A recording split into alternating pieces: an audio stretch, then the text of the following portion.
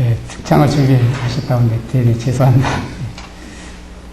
예, 제가 사실 너무 욕심이 많아가지고 시간을 좀 1시간이나 2시간 정도 준비해 왔으면 안 그럴 건데 제 나름대로 좀 딱딱함에도 올라가고 좀 드리고 싶은 그런 생각이 있어서 그런 걸 이해해 주시기 바랍니다.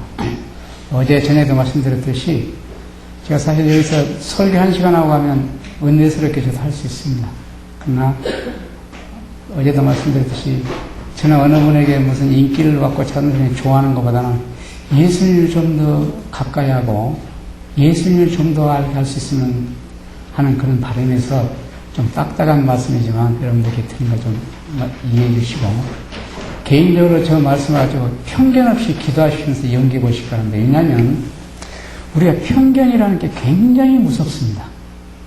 우리는 지금까지 많은 세월 동안 목사님을 통하고 장로님들을 통하고 우리 교회 지도자를 통해서 이렇게 들어왔기 때문에 내가 가지고 있는 편견은 내가 생각하지 않은 알고 있지 않는 어떤 다른 부분이나 나와 같지 않는 그런 상황이 나타나면 그것이 진림에도 불구하고 거절하는 그런 부분이 굉장히 많이 있습니다. 그래서 우리가 그런 결과를 가지면 우리 스스로 손해이기 때문에 항상 어떤 문제 있을 때 누구를 이렇게 안 좋은 방향보다는 그것이 사실일까 아닐까를 생각하는 마음으로 이렇게 기도하는 그런 생애를 사시고 철저히 개인적으로 연구하시면서 하나님께 지혜를 구하는 그런 생애를 사시면 하나님께서 적당한 때에 지혜를 주셔서 깨닫게 해주시는 걸 경험하시게 될 것입니다. 그래서 제가 좀 전에 시간은 하여튼 짧게 하겠습니다만 좀 전의 시간은 우리가 구원함을 위해서 우리가 할 수 있는 것은 아무것도 없다. 내가 오직 예수라고 하는 그분이 나를 구원해 줄 수 있는 유일한 분이라는 걸 인식하고 철저하게 그분께 내 자신을 굴복시키는 방법밖에 없다라고 말씀드렸는데 또 다른 데는 이렇게 하나님의 말씀은 우리가 구원을 위해서 노력하라고 하는 내용이 굉장히 많이 나옵니다. 그래서 상당히 혼란스러우실 건데 오늘 좀 보도록 하겠습니다. 그 팜플렛에 없는 내용들이 약간 들어있는데 그것은 우리 이 숫자 있잖아요. 이 숫자 지금 23번인데 이 숫자 나온 건 그 프린트 있고요. 숫자 없는 것은 없는데 페이지 수만 적으셔가지고 집에 가셔서 확인해 보시기 바랍니다. 영생을 얻는 데는 노력이 든다.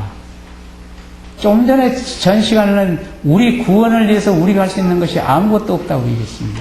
근데 여기서는 노력이 있어야 된다고 얘기하고 있습니다. 그러니까 우리가 상당히 혼란스럽습니다.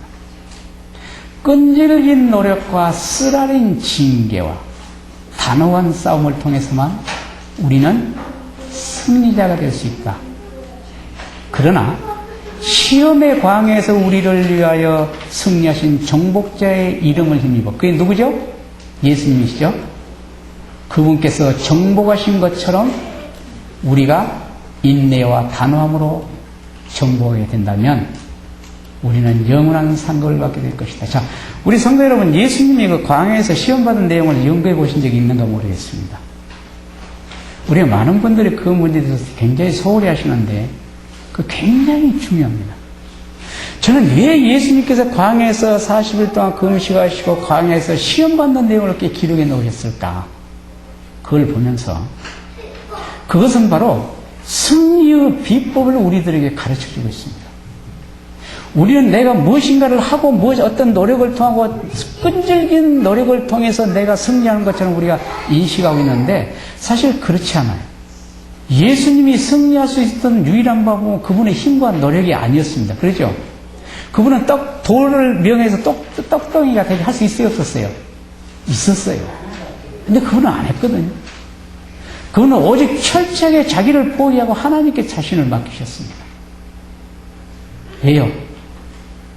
우리 인간이 승리할 수 있는 방법은 그것밖에 없기 때문에 그렇습니다. 우리 성도 여러분들에게 시련이나 어려움이 올 때 그 문제를 해결하려고 노력하는 것보다는 예수님께 굴복하고 내가 예수님을 슬프게 하지 않는 한 뭐든지 할 수 있다고 하는 그런 각오로 예수님과 씨름하는 걸 습관화들이면 예수님께서 그때그때 따라 우리에게 지혜를 줘서 해결해 주는 모습을 보게 됩니다. 제가 저번에 말씀드렸는가 모르겠습니다만 제가 기금속을 하다가 그걸 하루아침에 버려버렸습니다. 왜냐하면 도무지 하나님의 마지막 백성으로서 저는 제가 다른 분이 기금속 하는 분들 저는 정지하지 않습니다. 우리 교인들 중에 기금속 하는 분들이 많은데 그분들 정지하거나 저는 비난하지 않습니다. 그러나 제 자신에게 두고 볼 때 제가 그것을 할 수 있는 직업이 아니라는 걸 느꼈었어요. 제가 많은 돈을 빚을 내가지고 기금속 딱 차리고 나니까 이거는 아니다는 생각이 들어요. 그래서 그걸 처분하는데 쉬웠겠습니까? 어렵겠습니까? 어려워요. 왜요? 내 돈을 가지고 있으면 또 모르겠지만 남의 돈을 빚을 내서 이걸 차려놓다 보니까 어떻게 할 수 없는데요. 그 문제 가지고 하나님께 기도하기 시작했습니다. 예수님. 내가 다른 사람, 우리 교인들 중에 다른 사람이 기금속을 하는 건 내가 정죄하고 비난할 마음은 없지만 그러나 내 양심에 내가 볼 때 저는 그거 해서는 안 됩니다. 근데 이거 처분할 방법이 없다고 기도를 드렸어요. 그런데 어느 날 제가 그것을 아주 헐값에 팔아버렸어요. 우리 애견마도 모르게. 내가 그걸 하면서 어떤 각오를 가지냐면 안식일만 내가 지킬 수 있다면 내가 뭐든지 하겠다는 그런 각오를 그걸 치워버리고 그때 뭐냐면 생수장사를 했습니다.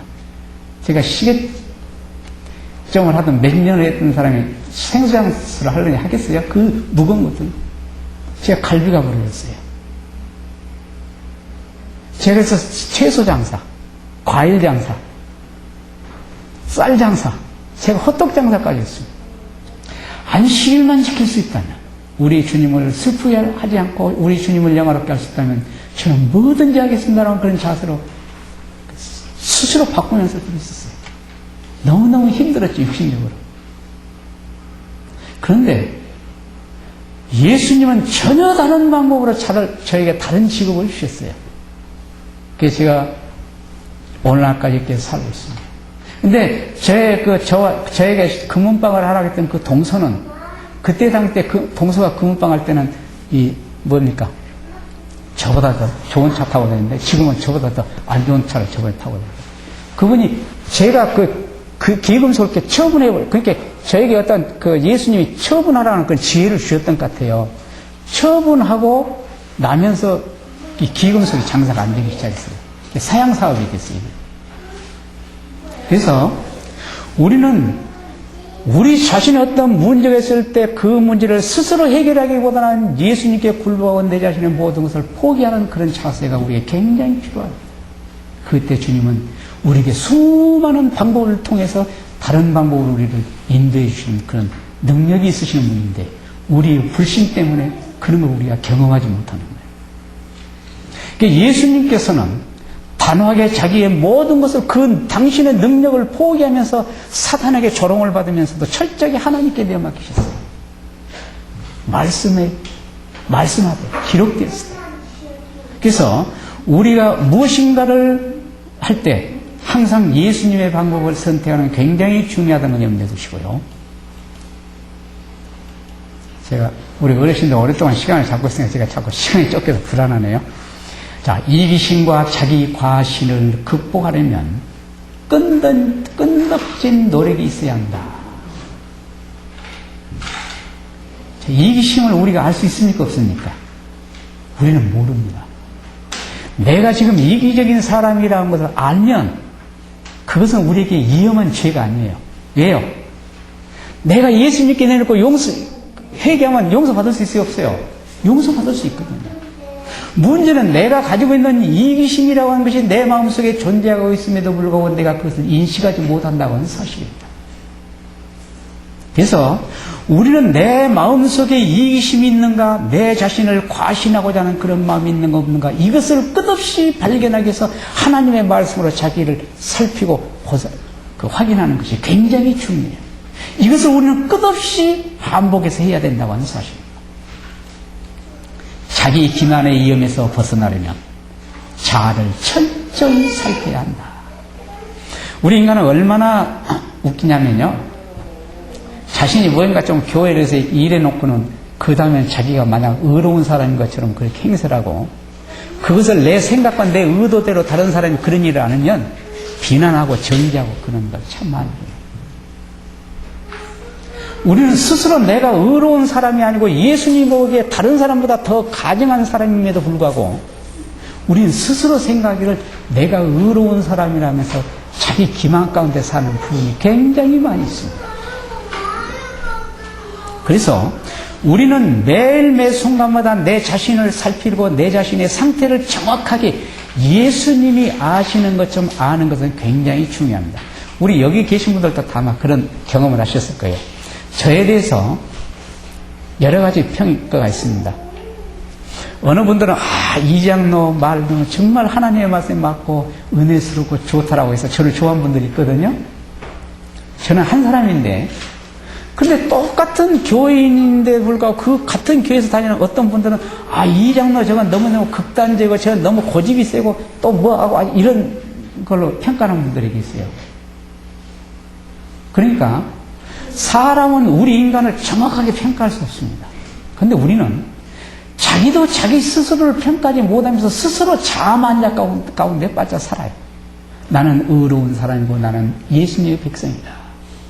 근데 여러분, 성도 여러분, 우리가 진정으로 예수님과 올바른 관계를 유지하고 예수님께 자기를 굴복하는 생애를 사는 사람의 특성은 그 사람에게서 성령의 특성이 나타납니다. 자연스럽게. 그 성령의 특성이 나타나는 것은 스스로 본인은 이해하지 못하고 인식하지 못해요. 그러나 제3자가 그 사람을 볼 때 저 사람은 하나님의 사람이라는 걸 인식한단 말이에요. 근데 우리는 내가 뭔가 노력을 통해서 남보다 좀 더 좋은 조건이나 좀 헌신한 것 같거나 좀 더 의로운 것 같으면 내가 의로운 사람이라는 생각을 가지면서 스스로를 속이면서 우리는 살아가요. 예수님과의 올바른 관계를 유지하는 게 무엇인지 모르면서 말입니다. 그런 게 우리에게 너무너무 많아요. 그래서 우리가 매일매 순간마다 내 자신을 살피는 그런 살피고자 하는 마음으로 철저하게 자기를 검증하는 생애를 살지 않으면 우리는 필연적으로 자기 기만 가운데 빠질 수밖에 없습니다. 이건 필연적이에요. 이것은 저뿐만 아니라 우리 성도 여러분 모두가 동일합니다. 우리에게 중요한 것은 얼마나 큰 죄를 안 짓느냐, 얼마나 선한 일을 하느냐, 그것은 우리들에게 중요한 게 아니에요. 우리 인간의 시각에서 볼 때 그건 중요하거든요. 하나님의 시각에서 볼 때 그건 중요한 게 아니란 말이에요. 왜냐하면 하나님의 시각에서 볼 때 우리는 동일하게 죄인들이에요. 동일하게 우리가 구원함을 받을 수 있는 방법은 동일하게 한 가지 밖에 없어요. 그런데 우리는 인간 스스로 말하기를 스스로 자기 생각에 나는 좀 의롭다, 나는 믿음이 있다, 저 사람은 믿음 없다, 저 사람은 믿음이 있다, 우리 스스로 그렇게 판결합니다.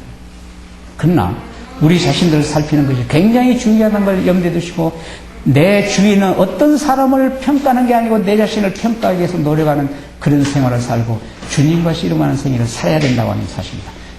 특별한 경우에 대하여 약간 살펴보는 정도로는 충분하지 않다. 우리는 자신에게 참 자신에게 너그럽거든요.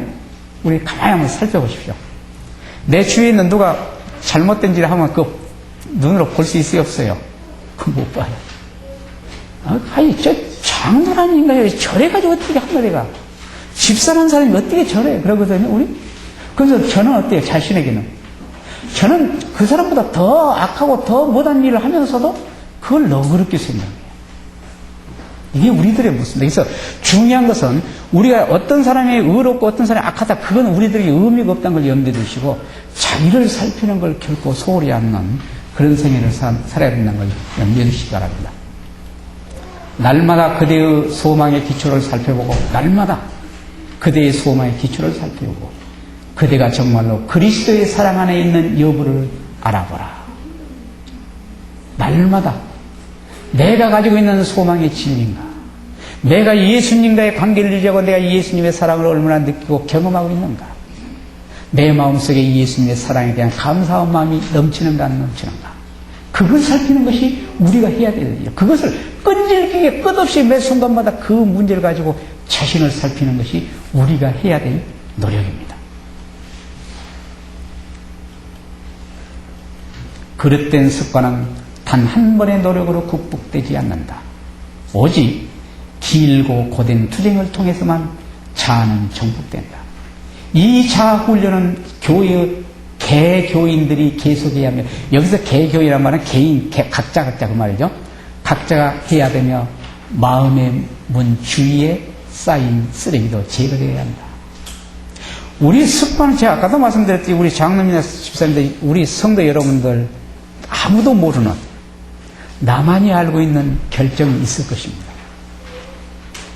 뭐 없는 분이 계시다면 그분은 참 행복한 분입니다.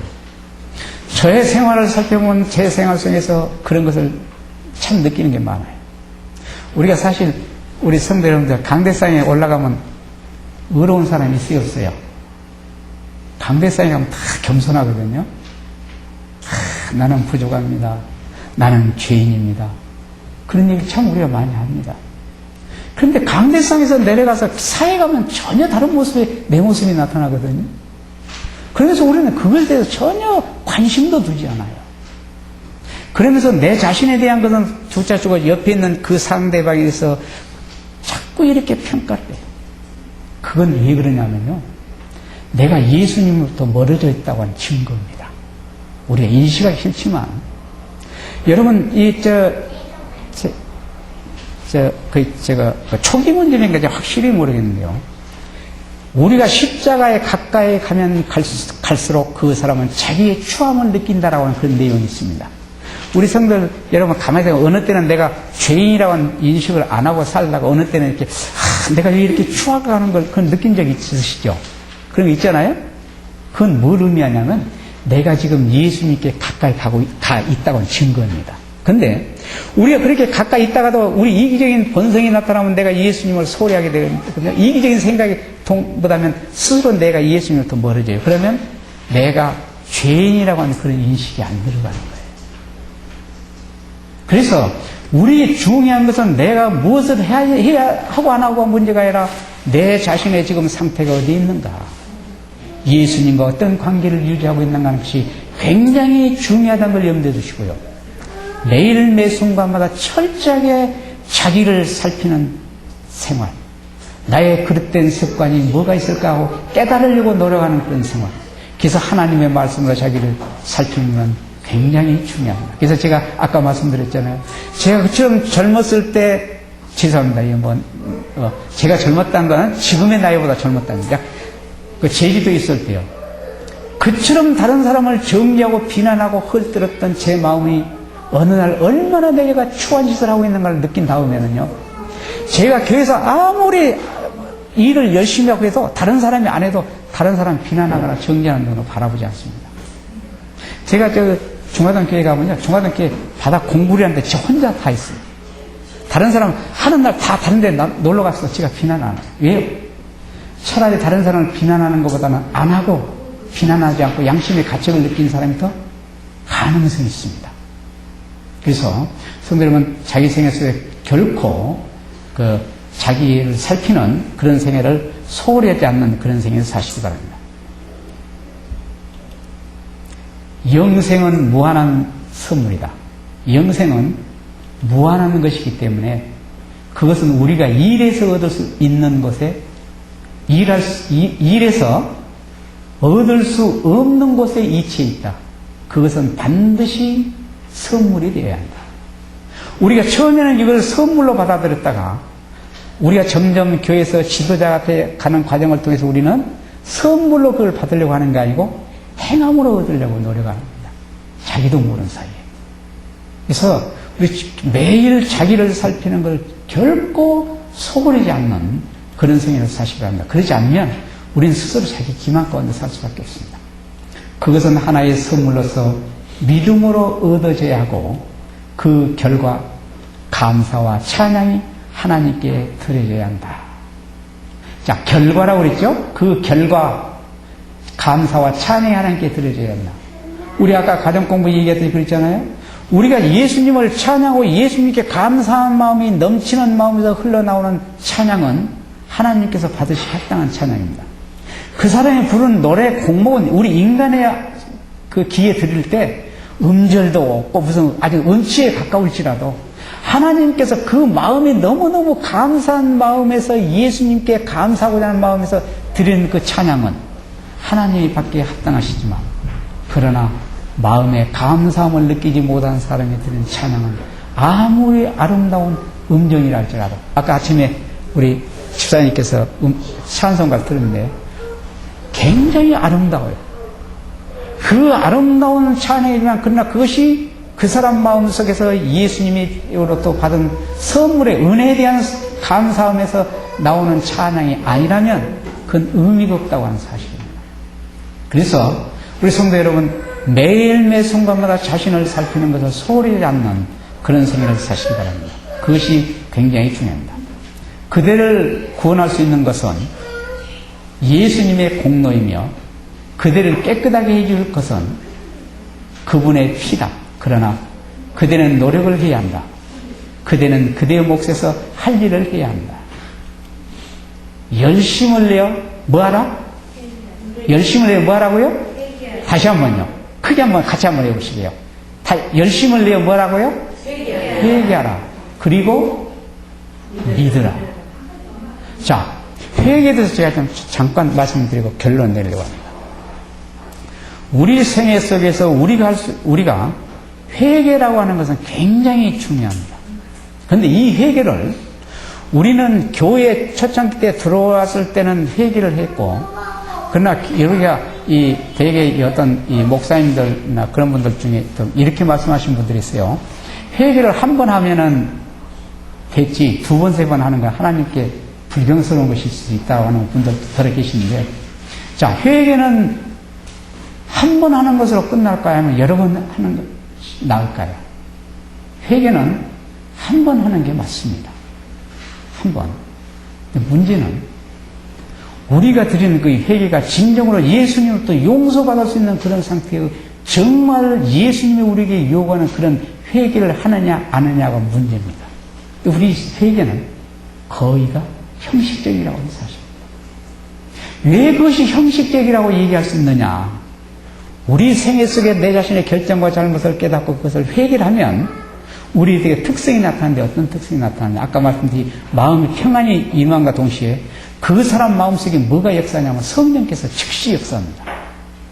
성령께서 즉시 역사하면 그 사람의 행동이 그 다음의 행동이 성령께서 지배하게 되어 있기 때문에 성령의 특성이 나타나게 만들어버려요.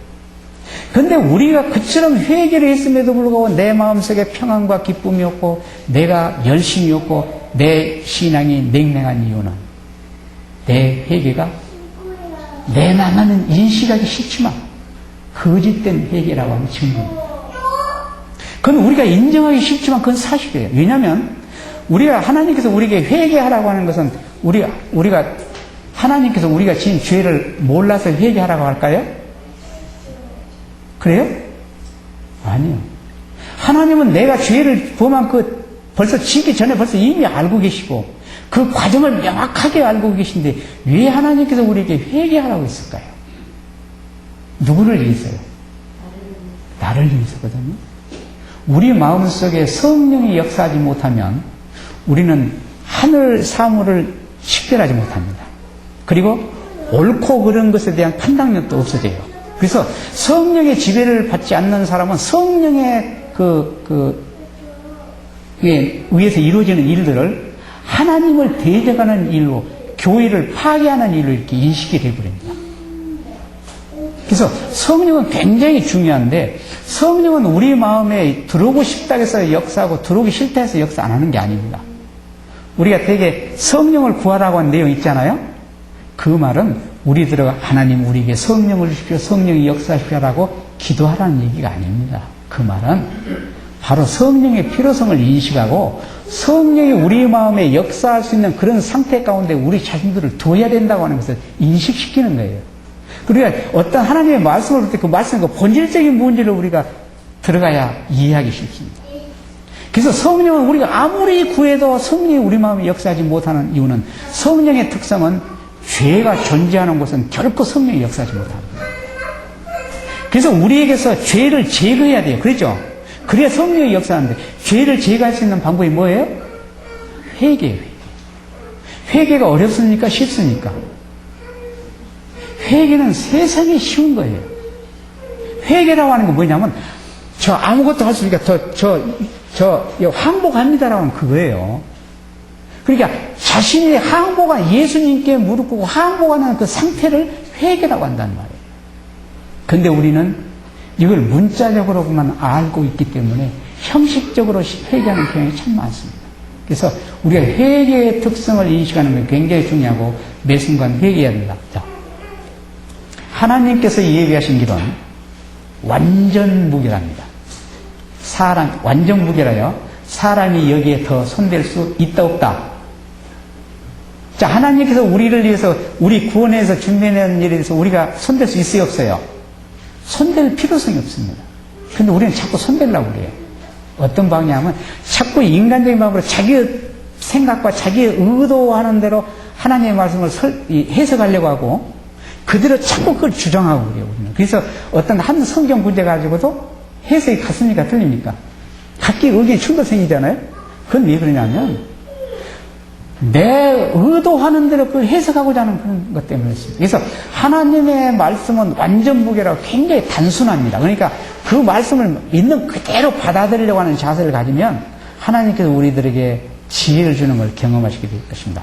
자, 이 길은 아무리 완고한 죄인이라도 참으로 회개하기만 한다면 다 받아들일 수 있을 만큼 어때요? 좁은 길이에요? 우리가 구원함을 받을 수 있는 길이 좁은 길이에요? 넓은 길이에요? 예, 좁은 길이죠. 그런데 여기서 말하는 회개를만 한 사람에게는, 회개를 경험을 하는 사람에게는 그 길이 넓다는 얘기예요? 좁다는 얘기예요? 넓다는 얘기입니다. 그러니까 진정으로 회개하는 경험이 무엇인가를 경험하고 회개의 경험을 하는 사람에게는 신앙하기가 쉽다는 얘기예요. 교회 다니기가 쉽다는 얘기입니다. 그렇잖아요? 야, 보십시오. 참으로 회개하기만, 우리 같이 한번 읽어보시게요, 거기요. 자, 참으로요. 시작. 참으로 회개하기만 하면, 자, 크게 한번 읽어보시게요. 참으로 회개하기만 하면 다 받아들일 수 있을 만큼 넓구나. 그러니까요, 우리가 성도 여러분, 우리의 신앙하는 데 있었어요. 우리가 교회 다니기 힘든 이유는 우리가 인식하지 못하고 있지만 내가 진정한 회개의 경험을 못하고 있다고 하는 증거입니다. 우리가 진정으로 예수님께 회개의 경험을 하게 되면 내 신앙이 기쁘고 즐겁고 감사해요. 그리고 우리 그런 경험 있으셨잖아요. 우리 기쁘고 감사한 때가 많이 있으셨죠. 그건 뭘 의미해요? 내가 회개하고 진짜 참다운 회개를 경험했다고 하는 사실입니다. 그런데 우리 인간은 회개를 한 다음에 죄를 안 지면은 회개할 필요가 없잖아요. 그러죠? 그런데 우리 인간은 돌아서면 죄를 짓거든요. 돌아서면 죄를. 그래서 끝없이 인간 아주 교활한 방법으로 죄를 짓고 그 죄를 아주 은밀하게 숨기려고 해요, 우리는. 제가 이 말씀드린 죄는 살인죄나 강도죄나 간음죄나 이런 죄를 말씀드린 게 아닙니다. 이런 죄는 세상 사람도 다 인식하는 죄예요. 제가 말씀드린 죄는 하나님 보기에 가증한 죄. 다시 말해서 우리 마음속에 성령의 역사를 이루지 못하게 하는 그런 죄들을 말씀을 드리는 것입니다. 그래서 우리는 우리 생애 속에서 진정으로 회개하는 경험이 필요하다는 걸 염두에 두시고, 내가 회개 경험할 때 우리 신앙이 굉장히 기쁘고 즐겁고 감사해요. 그러다가도 육신의 생각이 들어오면 나는 또 그때는 너무 힘들어져요. 이것이 반복되는 겁니다. 그래서 우리가 한 번 죄를 범하고 그 죄를 진정으로 회개한 다음에는 회개할 필요가 없잖아요. 그러죠? 그런데 문제는 우리 생활 속에서 죄를 밥 먹듯 하기 때문에 우리 생활 속에서 매일매일 순간마다 회개가 필요하다고 하는 것입니다. 그래서 화이선자는 우리의 생애 속에서 매일매일 순간마다 회개가 필요하다라고 많이 얘기했고, 우리가 매일매일 순간 믿음으로 구원 얻어야 된다, 그 말이 바로 매일매일 순간 회개의 경험을 해야 된다는 말하고 같은 말입니다. 그래서 같은 말이 아니고 같은 그 개념의 그런 내용입니다. 그래서 우리가 진정으로 매일 회개의 경험을 하기 위해서 노력하고, 내가 회개의 경험을 못하면 솔직하게 예수님께 회개하는 경험을 깨닫게 해달라고 그 문제 가지고 끈질기게 기도해 오시면 하나님께서 이것이 진정한 회개구나 하는 것을 아마 느끼게 해주실 것입니다. 예. 죄에 대하여는 조금이라도 용납할 수 없을 만큼 좁다. 이것은 죄의 속량을 받은 자들을 위해 예비하시는 것이다. 우리가 이 성도 여러분, 우리 인간은 죄를 별로 중요하게 여기지 않습니다. 죄 짓고도 우리는 이 간음죄, 도둑죄, 강도질, 사기치고 이런 것을 안 하거든요. 그러죠? 그러니까 우리는 죄인이 아니라고 생각하고 있으면서 하나님이 우리 마음속에 들어올 수 없는 그런 상태의 죄임에도 불구하고 우리들은 그것을 죄로 인식하지 못하냐. 아까 앞 시간에 말씀드렸듯이 여러 가지 그런 죄들이 많습니다. 시기, 질투, 교만, 자부심 이런 것들은 결정적으로 우리 마음속에 성령을 역사하지 못하는 죄들이고 그 죄에 대해서 우리는 그런 죄를 밥 먹듯 하면서도 우리가 그 죄의 흉악성에 대한 필요성을 느끼지 못해요. 제가 얼마나 취하는가 한번 말씀드릴게요. 제가 사실 인간적인 면에서 보면 저희 교회에서 수석 장로로 할 수 있는 그런 상태였어요. 근데 제가 몇 년 동안 이렇게 한 재작년에 저보다 어린 사람한테 수석 장로하고 올해는 나보다 나이 많이 먹은 사람이 수석 장로 하더니 내년에는 또 저보다 어린 사람한테 수석 장로 줬어요. 그러니까 이게 이제 우리 이게 상식적으로는 일어날 수 없는 그런 일이 일어나거든요. 일어났어요. 그러니까 제가 마음속에 어떤 생각이 있냐면 분노가, 화가 나는 거예요. 그래서 제가 한 이틀 동안 굉장히 힘든 생활이었어요. 자, 화를 낸다고 하면 그건 뭐예요? 그게 죄예요, 죄 아니에요? 그게 죄거든요? 자, 우리 마음속에 살인죄를 지은 사람에게 성령이 역사할 수 있습니까? 없습니까? 없죠? 없습니다. 역사 못합니다. 그런데 내가 지금 화를 냈거든요. 나를 이렇게 무시했다 해가지고, 제가 화를 냈거든요. 그 사람 마음속에 성령의 역사일 수 있을까요? 없을까요? 없어요. 제가 정말 그 문제 가지고 얼마나 가증한 걸 느끼고 제가 하나님께 정말 간절하게 회개하는 그런 기도를 드릴 수밖에 없었습니다. 예수님, 내가 믿음 있는 것처럼 행세했던 그 어리석음을 용서해 주십시오. 얼마나 가증한 인간인가를 내가 내 자신의 모습에서 보게 됩니다. 하면서 정말 제가 회개 기도드렸어요. 우리 애견마도 한 이틀 꼭 힘들 때 저 사람들께 마음이 풀어지고 그래서 우리들은 이게 우리들의 모습입니다. 저나 여러분들과 다 동일해요. 우리는 예수님 보기에 가증한 그런 죄를 밥 먹듯 하면서 그 죄의 흉악성에 대해서 우리가 인식을 못해요. 그러면서 별반 이렇게 시간이 지나면 그 죄가 없어질 것처럼 느끼잖아요. 우리 혹시 부부싸움 하시고 난 다음에 교회 올 때 어떻던가요? 오기 싫죠? 잘 오기 싫거든요? 그러면 그래놓고 부부싸움하고 그때는 오기 싫은데 한 일주일, 2주일 지나면 그때는 자연스럽게 와요, 안 와요? 오거든요. 그럼 그 죄가 일주일 전에 지은 죄가 일주일 후에 없어지는 거예요? 안 없어지거든요. 근데 인간은 이렇게 세월이 지나면 그 죄가 잊어진다고 생각하는 거예요. 그래서 우리 성도 여러분, 오늘 이후로 여러분들이 반드시 잊어버리지 말고 해야 될 것이 하나 있습니다. 그건 뭐냐면 내일 내 생활 속에서 하나님의 말씀에 보기에 가증한 것이 있는 가 없는 가 발견하시고 그 발견한 부분을 가지고 반드시 예수님께 용서받기 위해서 회개의 경험하는 것을 절대 잊어버리지 마십시오. 우리가 의로운 사람이 될 수 있는 것은 그 방법밖에 없다는 걸 염두에 두시고요. 그래서 우리가 이것은 주의 성령을 받은 자들을 위해서 예배해야 되는 것이다.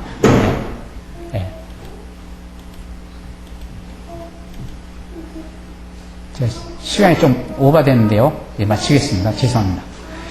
여기 지금 이 뒤에 이제 지금 읽은 내용하고 이거는 좀 메모하십시오. 이거 굉장히 중요하거든요. 자, 같이 한번 읽어보시게요.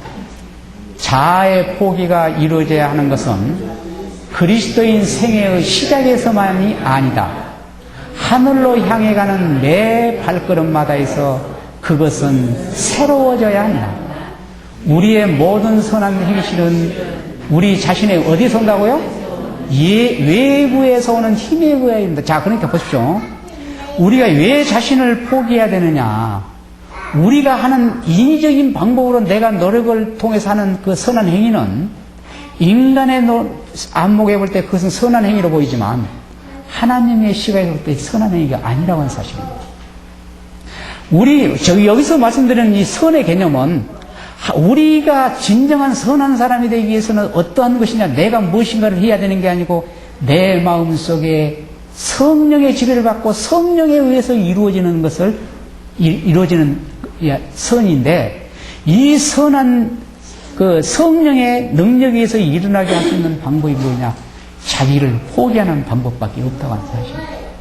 그래서 우리는 자기를 포기하는데 교회에 들어올 때뿐만 아니라 우리 생애 속에서 매일매일 순간마다 자기를 포기하고 그것을 새로운 방향으로 자기를 확인하는 것은 굉장히 중요하다는 걸 염두에 두시고, 내가 결코 의로운 사람이 될 수 없다고 하는 그런 원칙을 우리가 생각이 되면 매일 자기를 살피는 것을 결코 소홀하게 하지 않을 것입니다. 자, 그러므로 끊임없이 하나님을 향해 마음을 열어놓고 쉬지 말고 진지하게 주를 고백하고 그분 앞에 심령을 겸비하게 할 필요가 있다. 자, 심령을 겸비하게 한다는 게 뭘까요?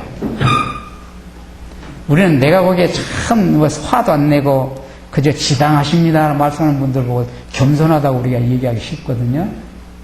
이 심령의 겸비라고 하는 것은 우리 하나님의 말씀을 보면은 이러한 그 결론이 나옵니다. 뭐냐면 겸비한 사람을 하나님이 어떤 사람을 겸비한 사람이라 하냐면 하나님의 말씀 있는 모든 내용을 사실 그대로 인정하고 그것을 내가 수용하고자 하는 마음을 갖는 사람을 겸비한 사람이라고 얘기합니다. 우리가 보기에 이렇게 겸손한 것처럼 보이는 사람이 아니라, 그래서 우리는 우리 생애 속에서 하나님의 말씀을 끝없이 살피고 이 말씀이 내 자신과 비교해보는 그런 생활을 습관해야 됩니다.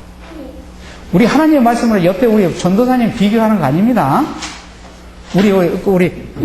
우리 소장님 비교하는 게 아니에요. 이 말씀을 가지고 나의 생각과 내 생활과 내 생활의 동기를 철저하게 살펴야 됩니다. 그래서 과정 속에서라도 잘못된 부분이 나타나면 그걸 즉시 예수님께 무릎 꿇고 정말 진정한 마음으로 용서받고자 하는 그런 마음으로 기도하는 생애가 굉장히 중요하다는 걸 염두에 바랍니다. 자, 우리 혹시 수영 못 하시는 분 계세요? 수영이요. 다 수영하세요? 아세요? 예, 수영 못 하시죠? 우리 집사님, 만약 강에 있잖아요? 물속에 갔다가 물에 빠졌다고 가정을 해보시게요. 그럼 어떻게 할까요? 빠져나오기 위해서 뭐든지 붙잡으려고 하겠죠? 예. 뭐든지 붙잡으려고 해요. 근데 그 붙잡으려고 하는 게 적당히 해요? 어때요? 결사적으로 해요. 제가 그 어르신들의 말을 들어보면은 애들이 이렇게 옛날에는 이 징검다리 있었잖아요. 돌로 건너 다녔잖아요. 그런데 우리 고향에 큰 내가 있어. 그래서 돌을 이렇게 건너가다 물살에 이렇게 십사에 오랬거든요. 얘들이 이렇게 물에 십사이면은 그 아이를 건져보면 그 물에 빠기 전에 손에 들었던 거 있잖아요. 그걸 놓치지 않고 그대로 들고 있다고 그래요. 그러니까 사람이 본능적으로 자기가 물에서 허우적거릴 때 그 사람을 이렇게 어떤 그 지푸라기라도 이렇게 손에 닿으면은 그것을 붙잡는 순간 손을 잘라도 안 나눈다고 그러거든요. 이게 결사적이에요. 그러니까 우리는 우리 삶을 위해서는 그처럼 결사적이면서 내 자신의 구원에 관한 문제에서는 너무 소홀한다고 하는 사실입니다. 우리가 우리 생애 속에서 정말 끝없이 간절한 마음으로 자기를 살필 수 있도록 내 자신을 예수님이 보는 그 시각으로 나를 보게 해달라고 기도하는 그런 생애를 우리 사시기 바랍니다.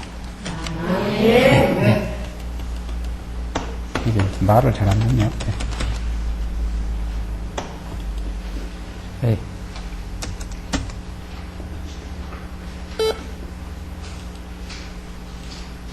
네, 마지막인데요. 이제 이놈만 보고 마치겠습니다. 죄송합니다.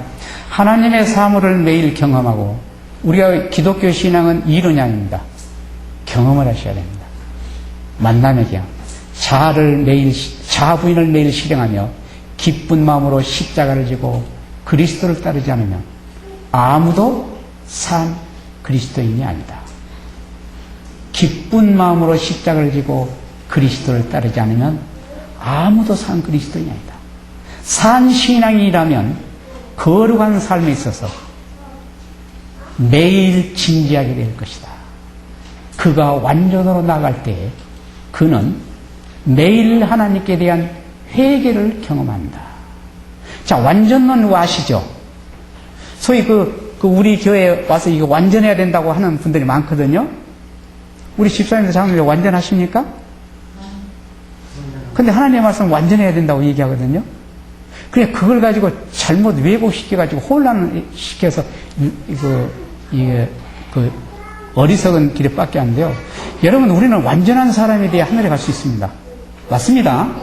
완전으로 나갈 때 우리 하늘에 갈 수 있습니다. 그런데 이 완전이라는 내용이 우리 사람의 복에 점도 없고 흠도 없는 그런 상태를 완전이라 하는 게 아니에요.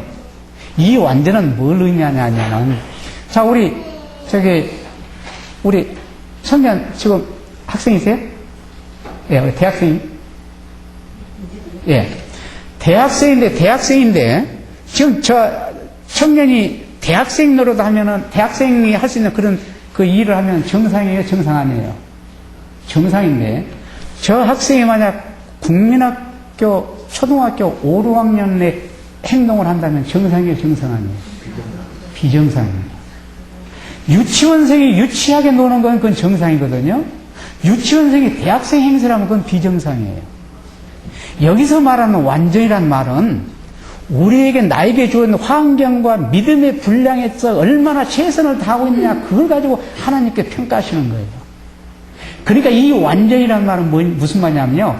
내 생애 속에 매일 매 순간마다 나의 무력감을 인정하고 예수님께 철저하게 굴복해서 회개와 경험하라는 사람. 그래서 예수님의 은혜 안에 자기를 두는 사람을 완전한 사람이라고 하고 있습니다. 그러니까 우리 여기 계신 우리 성도 여러분 모두 완전한 분들이에요. 다만 행위로 구원함을 받으려고 하는 그 사람이 자기 시각에서 어떤 수준의 선을 그어놓고 그 수준에 없다 해서 그 얘기하는 건 그건 비성서적이라는 얘기입니다. 제가 아까 어느 분이 뭡니까? 석화 먹으라는 얘기는 아닙니다. 오해 없기 바랍니다. 이 석화굴을 김치에다 넣고 먹어도 하늘에 갈 분이 있습니다. 그러나 만약 저희가 그걸 계속해서 먹는다면 저는 하늘에 못 가죠. 왜요? 제 자신을 높여서가 아니고 우리는 그 사람의 신량과 분량에 따라서 하나님께 평가를 내리시는 것입니다. 그래서 이제 들어온 초신자에게 무슨 장로, 목사님들 하시는 그런 수준의 일을 하라고 하는 그건 비정상이에요. 그러나 목사나 장로가 초신자 수준에 있으면 그건 비정상이죠. 그래서 성도 여러분 미래에 대해서 전혀 두려워하지 마십시오. 우리를 사랑하신 예수님은 우리가 생각하는 것 이상으로 우리를 사랑하시고 우리의 결정과 잘못을 너무너무 다 알고 계십니다. 그래서 내 자신이 진정 내 자신의 상태를 깨닫고 주님께 진정한 마음으로 회개하고자 하는 마음으로 굴복하는 그 자체만을 하나님이 원한다는 걸 염두에 두시고 우리 생에서 매일 몇 시간마다 회개의 경험을 하기 위해서 노력하는 그런 생애를 사시고 합니다. 이 회개는 그가 그리스도인 자꾸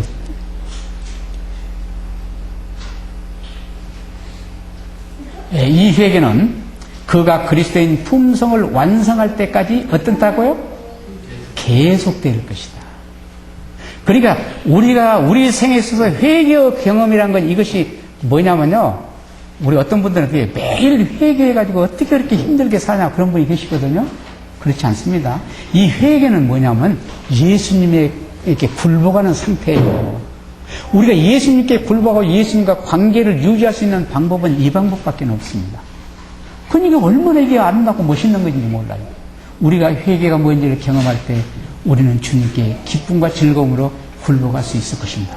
아무쪼록 우리 생애 속에서 예수님과의 관계의 중요성을 인식하시고 매일 예수님께 솔직하게 굴복하는 그런 생애를 사셔서 믿음으로 승리하시는 우리 영암교회 성도 여러분 다 되시기 바랍니다. 제가 너무 시간을 많이 써서 대단히 죄송합니다. 하나님의 은혜가 되시기 바랍니다. 제가 잠깐 기도하고 마치겠습니다. 기도하겠습니다. 고마우신 주님, 우리가 얼마나 무력하고 연약한지 주님은 잘 아십니다. 우리가 끝없이 주님께 불충하는 것도 잘 알고 계십니다.